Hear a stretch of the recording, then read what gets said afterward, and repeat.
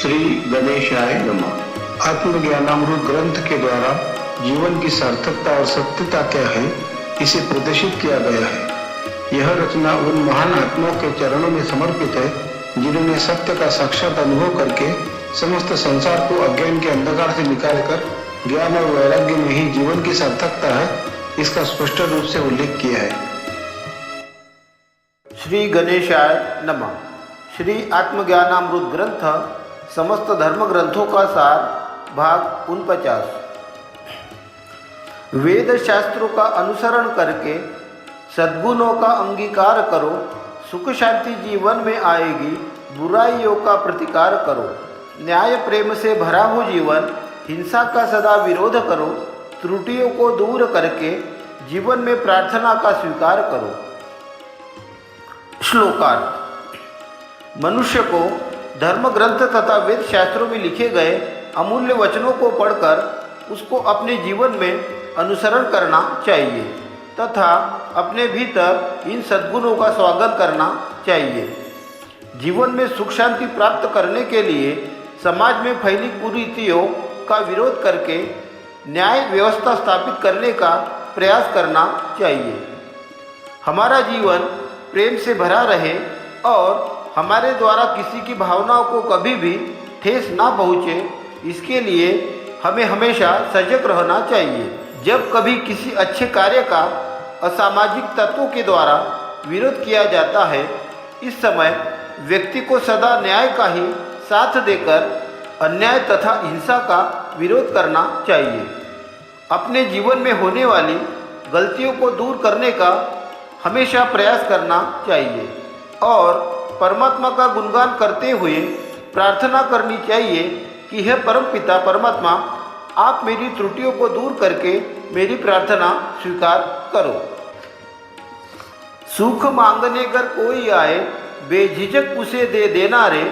दुख को अपना साथी जानकर दिल से लगा लेना रे। जब तक पिंजरे में प्राण है तेरे, नहीं करना पर निंदा रे। ऐसा कर्म न करना कोई, जिससे मन हो तेरा गंदा रे। श्लोकार्थ।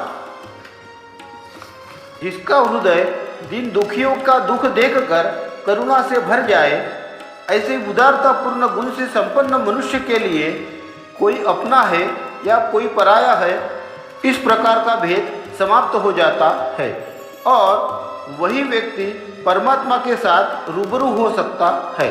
इसलिए संत पुरुष हमें कहते हैं कि यदि कोई व्यक्ति हमारे पास किसी वस्तु को मांगने आता है, हमारे द्वारा किसी सुख की आशा करता है, तो हमें जरा भी देर किए बिना यथासंभव उसकी मदद के लिए हमेशा तैयार रहना चाहिए। हकीकत तो यही है कि दुख के भीतर ही सुख छिपा है, इसलिए दुख से जरा भी विचलित हुए बिना उसे अपना सच्चा साथी जानकर संभाल कर रखना चाहिए। अपने मन वाणी के द्वारा कभी भी किसी की निंदा या चुगली नहीं करना चाहिए। साथ ही व्यक्ति को जीवन में ऐसा कोई भी कार्य नहीं करना चाहिए जिसके परिणाम स्वरूप वह मलिनता को प्राप्त हो जाए। अपने चरित्र पर किसी भी प्रकार का कोई लांछन न लगने पाए, इसके लिए सदा शुभ कर्म को प्राधान्यता देते हुए अपने मन को सत्कर्मों में व्यस्त रखना चाहिए। साथ ही सत्य और धर्म का जागरूकता के साथ पालन करते हुए अपने जीवन का सार्थक करना चाहिए। तभी आपको परमात्मा की अनंत शक्तियों का लाभ प्राप्त हो सकता है, अन्यथा नहीं। अनुकूलता का स्वीकार करके प्रतिकूलता का तू त्याग कर, भगवान को सर्वस्व मानकर दूसरी कोई कामना न कर। सदा विनम्र भाव रखकर प्रभु की निरंतर भक्ति कर, वासना की दीवार गिराकर तू संतोष धन को प्राप्त कर। श्लोकार्थ। मनुष्य को अपने जीवन में अनुकूल विचारों का स्वीकार करके विकृत विचारों का सर्वथा त्याग करना चाहिए। साथ ही इस नश्वर संसार में केवल परमात्मा ही सब कुछ है, बाकी सब मिथ्या है। इस प्रकार मन में दृढ़भाव बनाकर संसार से किसी भी वस्तु को प्राप्त करने की इच्छा जाहिर नहीं करना चाहिए। हर व्यक्ति के साथ विनम्रता का व्यवहार करना चाहिए और अपने भीतर से विषय वासना को हटाकर सदा संतोष रूपी धन का संग्रह करके निरंतर प्रभु की भक्ति करना चाहिए। एक दिन तेरा तन राख हो जाएगा, क्यों करता नादानी रे। संत जनों ने भजन भक्ति करके मुक्ति यहाँ पर पाई रे। जिसने लिया हरि नाम का सहारा, उसने हरि को पाया रे। स्वयं को तू सतमार्ग में लगाकर जीवन को सफल बनाना रे। श्लोकार्थ। इस नश्वर संसार में मनुष्य का जन्म होता है और एक दिन वह जीवन के रहस्य से अनजान रहकर ही इस संसार से चला जाता है। इसलिए संत पुरुष यहाँ पर हमें शरीर की क्षण भंगुरता के विषय के बारे में समझाते हुए कहते हैं कि मनुष्य का शरीर एक दिन समय के प्रभाव में बहते हुए नष्ट होकर मिट्टी में मिल जाता है। यह जानकर भी मनुष्य तू नासमझ बनकर इस जीवन को यूं ही व्यर्थ गवा रहा है। इस जगत में जो महान पुरुष हुए हैं, उन्होंने भगवान के नाम का सिमरण करते हुए समाज के उत्थान के लिए निरंतर सत्कर्म किए, जिसके परिणाम स्वरूप वे महान लोग भवसागर से मुक्ति पाकर परमात्मा के चैतन्य परम रस का अनुभव प्राप्त कर सके। इस प्रकार हर मनुष्य को अपने विवेक तथा सद्बुद्धि का उपयोग करते हुए जीवन का सार्थक करने के लिए सत्मार्ग की ओर अग्रसर होना चाहिए।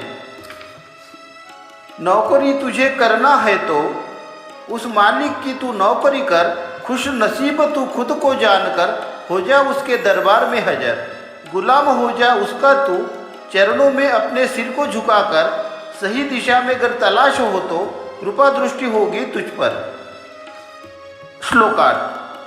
सांसारिक पदार्थों को प्राप्त करने के लिए मनुष्य अपने जीवन में भरपूर मेहनत करता है और एक दिन यह सब धन संपत्ति छोड़कर इस दुनिया से चला जाता है और अपने बहुमूल्य जीवन को व्यर्थ ही खो देता है।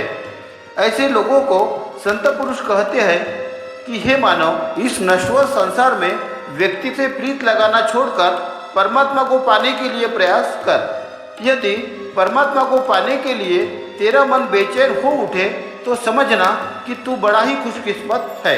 दुनिया की गुलामी तो तूने बहुत कर लिया, फिर भी यह कुछ भी हासिल नहीं कर पाया है। इसलिए तू अपने आत्मज्ञान से भीतर की आंखें खोलकर परमात्मा के चरणों में अपना सर्वस्व अर्पण कर। ऐसा करने से परमात्मा तुझसे प्रसन्न होकर तेरी हर इच्छा को पूर्ण करेगा। परमात्मा की सृजन अवस्था का अनुभव प्राप्त करने के लिए आप सभी महानुभावों से विनम्र निवेदन है कि इस वीडियो को अधिक से अधिक लाइक और शेयर करें। धन्यवाद।